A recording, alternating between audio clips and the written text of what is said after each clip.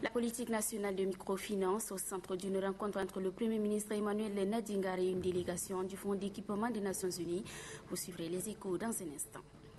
Les sites occupés anarchiquement par certains concitoyens doivent être restitués à l'État. C'est l'objet de la descente des ministres Jean-Bernard Padaré et Hassan Guéadoum aux alentours de la capitale. L'Aïd al-Fitr al-Moubarak aux fêtes de Ramadan, les préparatifs vont bon train. Dans quelques jours, les pâtisseries modernes et traditionnelles de la place, tout le monde s'active pour satisfaire la clientèle. Bienvenue aux 20h, mesdames, messieurs. Bonsoir et merci de nous recevoir chez vous. Dans l'actualité ce soir, le Premier ministre Emmanuel Nadingar, entouré de quelques-uns de ses proches collaborateurs, a rencontré une délégation de l'UNCDF, entendez Fonds d'équipement des Nations Unies. Au menu des entrevues, la mise en œuvre de la politique nationale de microfinance. Assirana Nadingar. Les Nations Unies, à travers l'UNCDF, soutiennent le Tchad dans sa politique de lutte contre la pauvreté par l'octroi de crédits en faveur des couches défavorisées. UNCDF, ou Fonds d'équipement des Nations Unies, est une agence spécialisée dans la microfinance et le développement local. Les deux parties se concertent donc pour des actions encore plus éclatantes. L'objet de cette rencontre, qui a réuni autour du Premier ministre Emmanuel Nadingar, les fonctionnaires onusiens et quelques-uns de ses proches collaborateurs, est d'accélérer la mise en œuvre du programme d'appui à la finance inclusive au Tchad, et ce, de manière lisible pour le bénéfice de la population. La rencontre a duré plus d'une heure. Issa Barrow, du Bureau régional pour l'Afrique australe et orientale, se dit satisfait des échanges avec la partie tchadienne. Nous sommes venus pour discuter avec lui un peu, faire l'état d'avancement du programme, le PAFIT, le projet d'appui à la finance inclusive au Tchad, mais aussi voir un certain nombre de questions qui sont liées notamment à la contribution du gouvernement dans la mise en œuvre de ce programme et aussi au futur. Comment est-ce qu'on peut faire en sorte qu'au Tchad, que tout le monde ait accès à des services financiers de manière professionnelle, de manière durable. Comme le gouvernement tchadien, l'UNCDF est très intéressé par cette politique de lutte contre la pauvreté à la base. Ils ont convenu donc de tout faire pour sa mise en œuvre. Pour le gouvernement tchadien, la création du ministère des microcrédits est un début d'exécution de ce programme. Les ministres Jean-Bernard Padaré des Affaires foncières et du domaine et Hassan Guéadoum de l'aménagement du territoire, de l'habitat et de l'urbanisme se sont une fois de plus rendus ce matin sur les sites occupés anarchiquement aux alentours de N'Djamena. Il s'agit d'une partie du quartier Ambata, de Mandiafa au sud-est et de Sadjari à la sortie nord de la capitale. Adef Ahmad Benrama. Le ministre des Affaires foncières et du domaine, Jean-Bernard Padaré, et celui de l'aménagement du territoire, de l'urbanisme et de l'habitat, Hassan Guéadoum, ont constaté l'occupation anarchique des terrains. De Ambata à Mandiafa à la sortie sud-est, en passant par Sadjiri, un quartier nord de N'Djamena, les constats est les mêmes. Dans ces derniers périmètres, sur environ 5 km, il n'y a même pas une rue. Lors d'un conseil des ministres, nous avions eu à présenter une communication tendant à suspendre provisoirement les attributions de terrains ruraux. Il était question d'évaluer, de faire le constat et d'évaluer. On ne peut pas admettre, alors que beaucoup de nos concitoyens n'ont de quoi construire ne serait-ce qu'un toit pour abriter leur famille, que des individus s'accaparent toute une portion de parcelles, des milliers et des milliers de mètres, sinon des hectares, pour en faire des logements de prestige, d'égaiement. On ne peut pas accepter cela. Pour le ministre de l'Aménagement du territoire, le gouvernement prendra des mesures qui s'imposent. Nous allons, dans le cadre des enseignements que nous prendrons dans les jours à venir, faire en sorte que les textes de la République soient appliqués. Dans le cadre des structures étatiques, notamment la Commission nationale d'urbanisme, le Comité technique national d'urbanisme et la CADZU, nous allons prendre d'importantes décisions dans le cadre des aménagements, n'est-ce pas, urbains, mais aussi nous allons faire en sorte que désormais l'État puisse entrer dans ses droits. Les deux chefs de département ministériels optent pour l'égalité des droits et des chances des citoyens dans l'attribution des parcelles. Le royaume d'Arabie Saoudite, aux côtés des musulmans tchadiens, en ce mois saint, la représentation diplomatique de Riyad vient de faire un don de vivres pour soutenir les personnes démunies. Saint-Ishmantar. En cette période du jeûne musulman, les actes de solidarité et d'attention à l'égard des plus démunis se multiplient. L'ambassade d'Arabie Saoudite au Tchad vient marquer de façon symbolique l'excellence des relations qu'elle entretient avec le Tchad.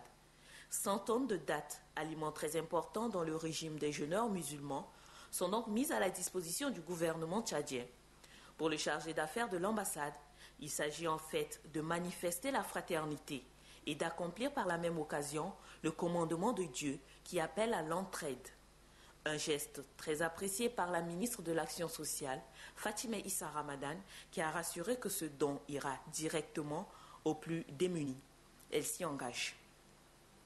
Après le ministre, c'est au tour du secrétaire d'État à la Santé d'effectuer une descente aujourd'hui dans les structures sanitaires du Chari-Bagirmi, plus précisément à l'hôpital de Mandelia et celui de l'Union. Précision de Barobert.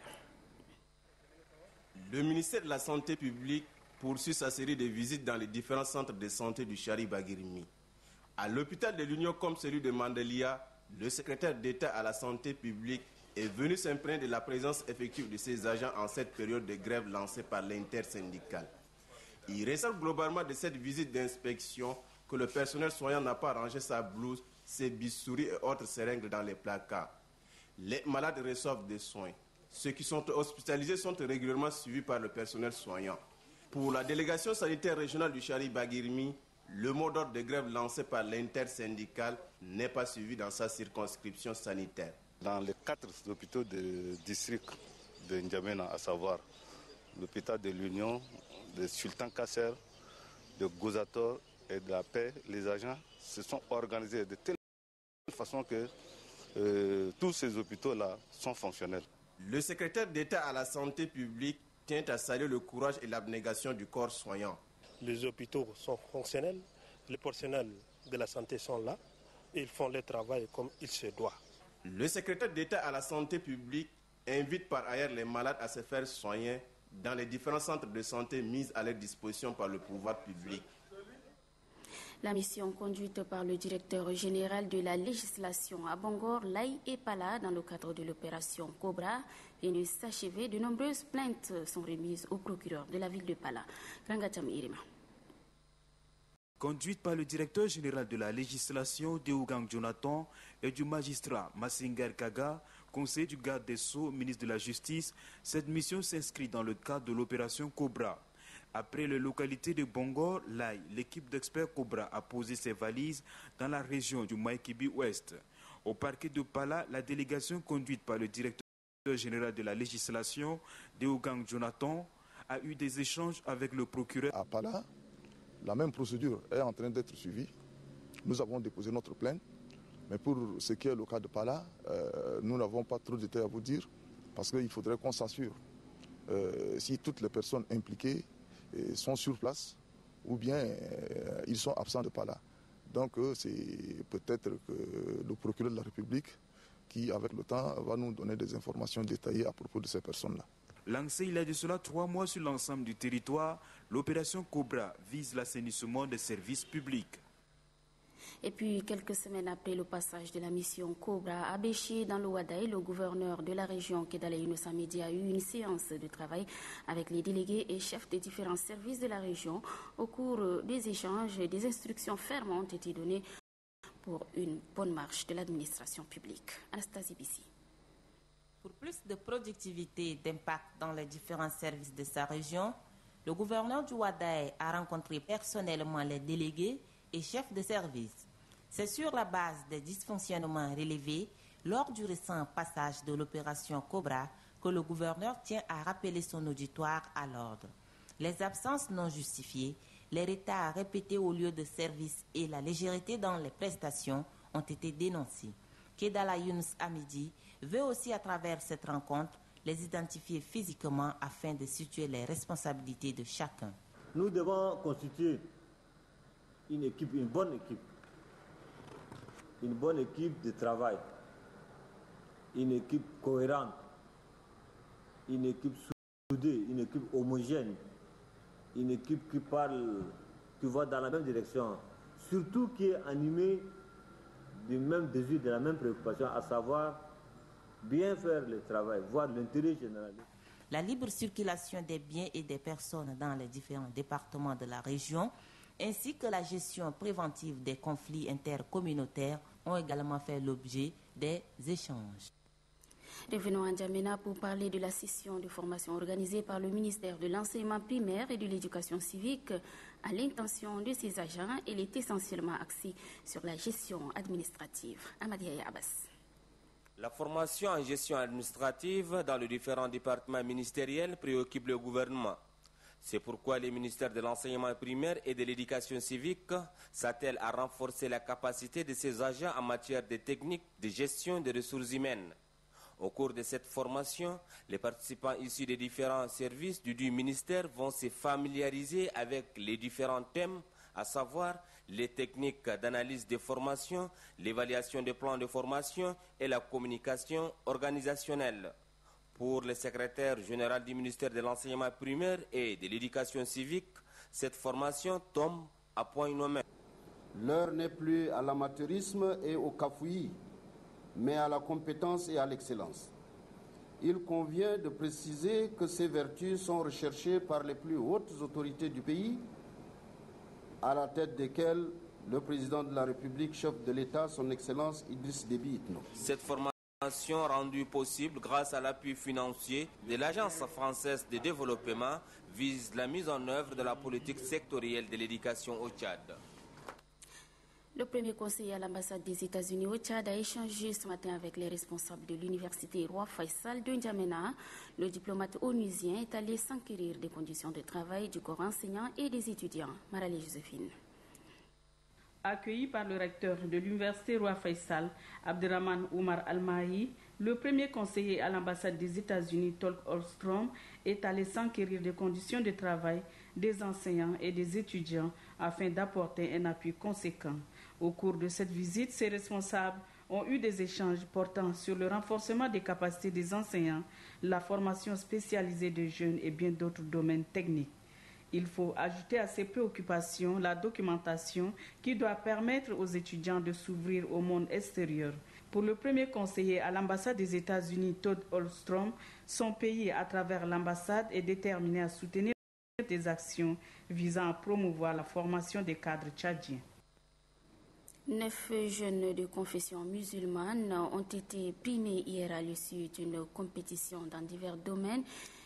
Cette compétition a regroupé donc 25 jeunes. Au total, les 3 premiers ont reçu respectivement un ordinateur portable, un appareil photo et un téléphone portable. Les autres participants sont repartis avec des casques MP3. Ce concours organisé par l'USAID est une occasion toute indiquée, selon son représentant, de promouvoir la cohabitation pacifique, de cultiver l'amour ou encore la tolérance entre les jeunes. Dans le cadre de ces activités, l'Association des femmes d'expression arabe a organisé une cérémonie de lecture du Saint-Coran. Cette cérémonie a regroupé les femmes des centres d'alphabétisation de la dite association. Adam Abdelkader. Ces femmes viennent de plus de 50 centres d'alphabétisation et de lecture du Saint-Coran. Sous la supervision de la coordination des femmes d'expression arabe, elles ont décidé d'unir leurs forces pour mieux implorer la bénédiction des dieux. Cette période étant consacrée pour la prière, le sacrifice, la communion et le partage avec ses prochains, à travers la lecture du Saint-Coran, ces femmes ont voulu implorer davantage Dieu pour la consolidation de la paix au Tchad. En 3 heures, elles ont lu entièrement 41 fois le Saint-Coran. Cette cérémonie de lecture du livre saint vient couronner les activités réalisées par l'Association des femmes arabophones pendant le mois de Ramadan.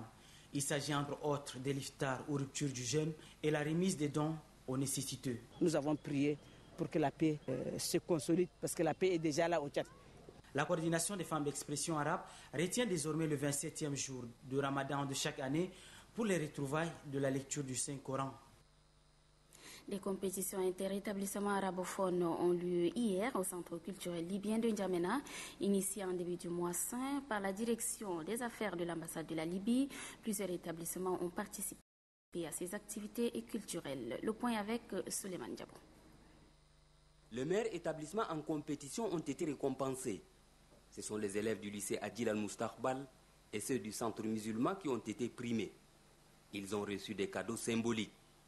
Lancée dès le début du mois de Ramadan, cette compétition vise à inciter les élèves des différentes écoles au brassage. Les enseignants qui ont fait leur preuve durant cette compétition ont également été distingués et reçu des attestations d'encouragement.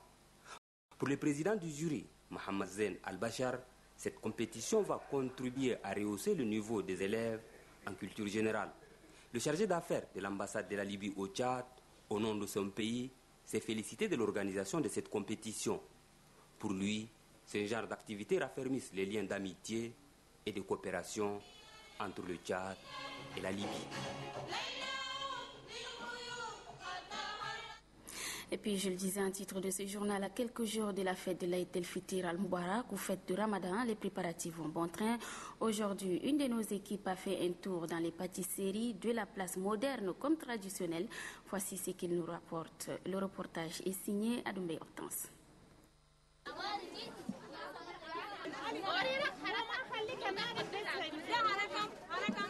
Ici, au domicile de Madame Assia, productrice des galettes, les carnets de commandes sont pleins à craquer. Chacun veut être servi le premier. C'est à la file indienne que les clients reçoivent leurs commandes. À l'occasion de la fête Eid al-Fitr al-Mubarak, les pâtisseries sont à l'honneur. Al-Saada offre une gamme diversifiée aux clients. Pour un biscuit de demi-kilo qui fait 1000 francs, c'est un truc vraiment moins cher. Le carton, c'est à 500. Donc dans le carton, vous allez trouver à un prix un peu réduit, c'est-à-dire 17 000 le carton. Et à part ça, nous produisons également des gâteaux croissants sur commande. La fête Eid al-Fitr al-Mubarak s'annonce belle pour ses clients venus s'approvisionner à la pâtisserie Al-Saada. Gâteau là, pour les enfants, quoi.